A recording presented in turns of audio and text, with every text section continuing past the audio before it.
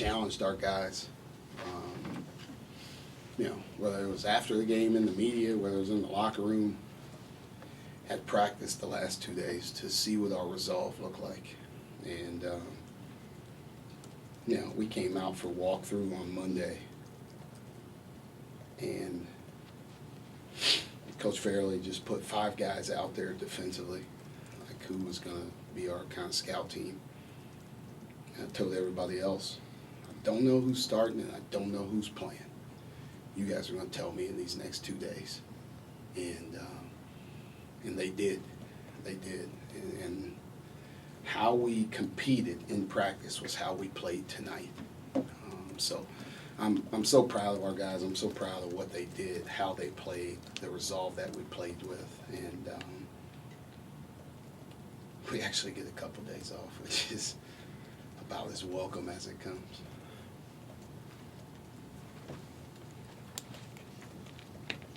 Micah, you got a bunch of assists from guys not named Pickett. Winter had 6, I think it was his season high. How important was that ball movement and just getting things going? Because I think a lot of people look at the 3-point shots, but kind of what led to them.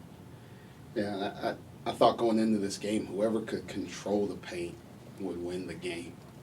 And we had to do it on both ends, right? Because they're so good at getting there.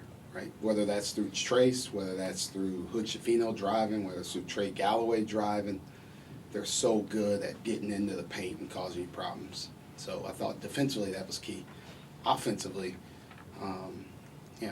our spacing was horrible against Purdue.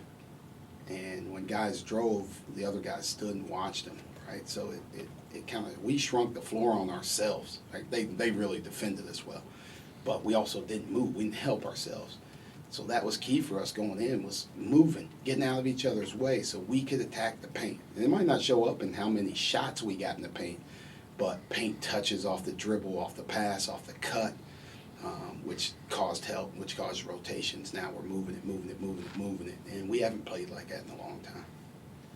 Micah, I saw right at the end of the first half, you talked to Cam, went out of your way to find him and talked to him the whole way in. What was that conversation about, and how important was his performance specifically when it comes to moving the ball and not letting it stick? Yeah, it was really just strategy, like something I probably should have told him, right, before the end.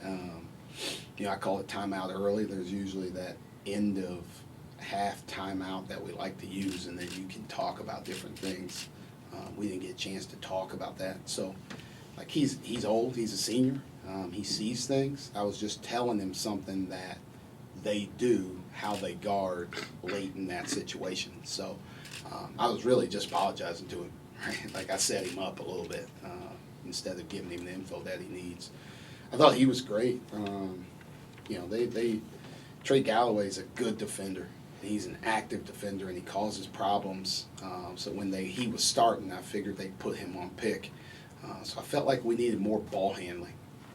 So they just can't wear pick down, bringing the ball up the floor and everything else. So Cam handled the ball a lot. Kanye got some minutes handling the ball. Evan handling the ball. So having a bunch of guys that can bring it, and now pick and just get down the floor, get to his spots, do different things where they just can't wear him down every single possession. Nate?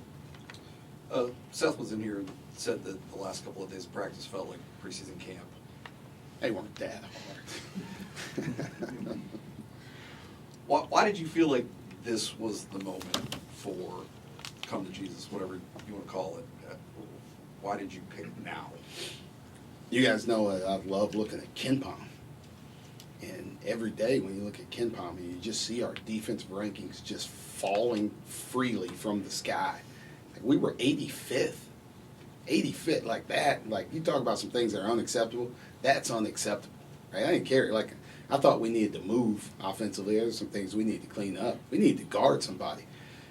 So, like, we had to get back to guarding. We had to get back to being aggressive. We had to get back to being physical. And it was now or never, right? It was, they were coming in here hungry. We were coming in here hungry. And, we, luckily came out on the right side. But, like, we guarded better. Like, 66 points. 40 in the second half is too much, but we guarded better. And That's who we got to be. We've been playing through our offense, right? If I don't make shots, I feel bad. Like, no, get a stop. You get a stop, you deserve to make shots if you're playing that way defensively. I thought we deserved to make shots because of how we guarded. Tyler. Seth, with a season high 25 points tonight, eclipsed 1,000-point mark. Can you just talk about, how he's been getting better and what that moment means to him? Yeah, that's I thought he just took what the defense gave him, and he competes so hard, like he wants to win, and sometimes it'll get the best of him offensively, right? Where it just goes overboard a little bit too much. Tonight he stayed in rhythm. He took what the defense gave him, whether it was a shot, whether it was a straight line drive to attack the rim, a drive to a pass. Like, he kept it really simple. And when he does that, he's really good. But like when he's locked in is when he's flying around blocking shots, when he's flying around rebounding like that. That effort that he played with, and he was in the right spots offensively to take advantage of how they guarded us. For him to get 1,000 points, man, that's special. Like, he's earned it. Like, it takes some continuity, right? You got to do some stuff early as a freshman. You got to do some stuff, each year and be pretty consistent, unless you're just going to blow it up in one of those years. I think one year in 2011, I think Jimmer got 1,000 in the season, but it's pretty rare. But like, him getting to 1,000 is an accomplishment. And now, like, Seth, Miles, Cam, Pickett, Funk, we have 5 guys on our team have scored over 1,000 points, and that's it's a big accomplishment for a team. It's probably not many. And we're old now. We've been playing some college basketball. We got some years behind us, but I also played a lot of college basketball too. College and high school combined, I'm still looking for my 1,000. Andrew. Coach, you've mentioned in a couple different ways how you guys haven't played like this in a while. Is there a sense of relief that you guys finally kind of played back to your potential? I think so. I talked to Steve Jones today before the game, after shoot-around, and I talked to our guys before we watched film today. And I just talked about playing with joy and what that looks like. But also, like, apologize to him, right? Because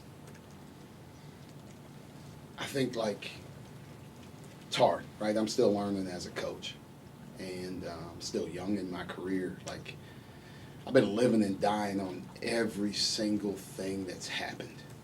Every single, like, loss, win, whatever. It's just been eating at me. It's just been stressing me out.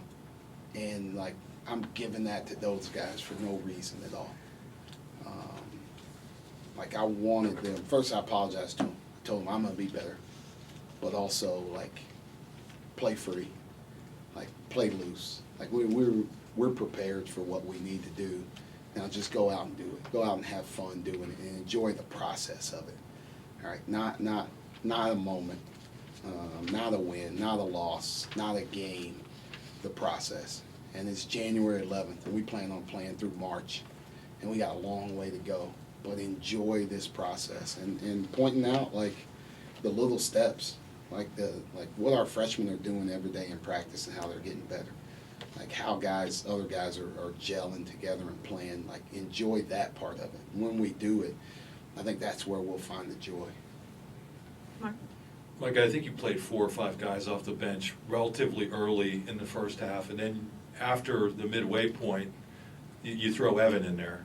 What's the kind of rationale there, or the strategy? Because he obviously came in and played well, to kind of hold him back and get him in at that certain point. Yeah. Sometimes I'm trying to mix and match lineups, what we need at certain points, right? It's not like anything that he's doing. It might just be a certain thing, right? I'm doing it off feel, who we need in, who we don't need in, who needs to be in with who, right? Like when we get to a certain point, who looks tired, right? So sometimes I'm subbing in that way, but somebody might be tired, and it might not be the right lineup for Evan to go in with, right? So you got to go somebody young. You go back with Seth, who had just come out. He goes in, and then you get back to it. So just mixing and matching, trying to find the right groups that play well together and get those guys out there. Evan gives us so much. Like, you know, their ball pressure, I thought would be a factor. He gives us another ball handler. So we wanted to try and have a couple of guys in that could handle the ball, that could relieve, you know, pressure off pick, that could handle their pressure. And so you throw him in, you throw Kanye in, you get Cam in, and you're mixing and matching who's in and when and who's together. Coach, you managed to see Evan Mahavy kind of develop over the last couple of games. How has his development really impacted not only himself, but the rest of the team around him based off his energy? He is an energy giver, right? Whether he's walking around Martin Hall, I'm sure he's talking somebody's head off, right? Like, just when he walks into the classroom, when he walks into the building, wherever he is, he's bringing energy. And when he's come off the bench, he's provided energy. And that's just what we need from him. And I'll talk about Pickett. Like, Pickett just wants to win, is doing whatever it takes to win. Like, that's Evan. He's just doing whatever it takes to win. So, like, where do you need me to play? What do you need me to do? Who do you need me to guard? And here you go. But he's taken, like, you look 4 or 4, 1 1 from 3, 3 or 4 from the line. Like, he's come in and spent a lot of time with Coach Fairley at getting comfortable shooting the basketball and working on his free throws, working on his shot. He's doing that, you know, on his own hours, on his own time, and he's just getting comfortable, man. I think the last 3 games, you know, I know Seth had 25, had a lot, 23, like, shoot. Evans might have been our second best player these last few games, the way he's playing in terms of importance and what he's doing on both ends.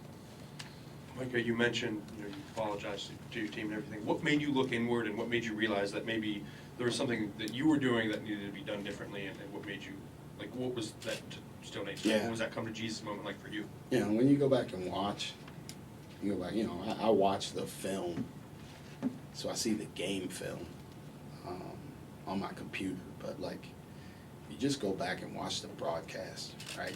I look like an idiot out there. I'm not helping my team. I'm not helping those guys in the moments that they need me, right? And that's what I need to do. I need to help them. I need to help them through certain moments. And, you know, the guys on staff have been great. Like, I spend a lot of time talking to those guys and just tell them, like, you know, when they see me going haywire, just tell me to shut up and coach your team. And, you know, I've talked to a lot of people here in the last couple of days and really, like, tried to figure out how I can be better, like how I can coach our guys and not put that added stress on them.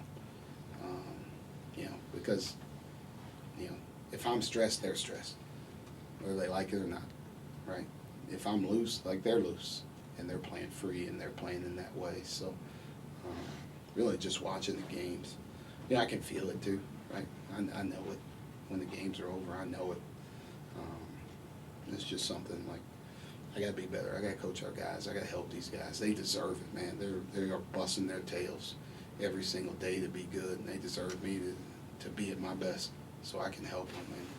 And I gave them that for the rest of the season. Like, I got them.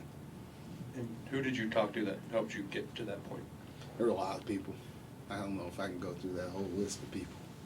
There's other coaches, people outside of basketball, right? Like, my parents have been here, my wife.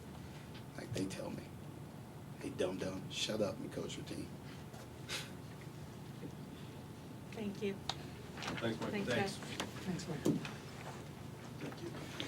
You guys have a good night. You too, thank you.